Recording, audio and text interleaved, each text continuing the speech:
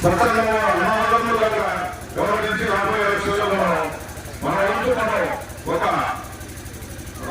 పెద్దల పాత్ర అంటే మన పవన్ కళ్యాణ్ గారు పదే పదే ఎదుగుతారంటే మనం ఒక్కరితో రాజకీయం అంటే ప్రతి ఒక్క కులాన్ని కలుపుకోవాలి, మనం ప్రతి ఒక్క ప్రాంతాన్ని మనం కలుపుకోవాలి. గ్రామంలో ఉన్నటువంటి వాళ్ళని రాబోయే రోజుల్లో అవసరమైతే మనం రోడ్డుకి, ఎందుకంటే రాబోయే సమర్థమైన వీడియో చేయాలని ఆలోచనలో 175 సీట్లు కావాలనే వ్యక్తి ఎంత అధికారం పెట్టి మనం ప్లాన్ చేసుకొని మన దేనికైనా సిద్ధమవ్వాలి.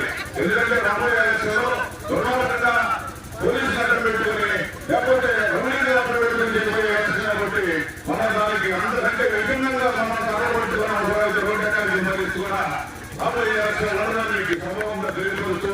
నాకు ఒక మన మమ్మల్ని కార్యాలయంలో, పార్టీ కార్యాలయంలో కర్నూలు నుంచి ఒక 10 మందిని ఈరోజు జరగడం జరుగుతామని దాని సందర్భంగా నేను 12 గంటలకే అక్కడికి వెళ్ళాల్సిన పరిస్థితి. కానీ మన వాళ్ళందరూ కూడా కమిటీ వాళ్ళు వెంటనే పంపిస్తామంటే చిన్న చిన్న మధ్య ప్రోగ్రాల ద్వారా కాదనుకుని వేరే రావడం జరిగింది. మీ అందరూ కనిపించి ఒకసారి మీ యొక్క నాకు మనస్ఫూర్తిగా అభినందనలు తెలియపరచాలని ఆలోచనతో మీరు రావడం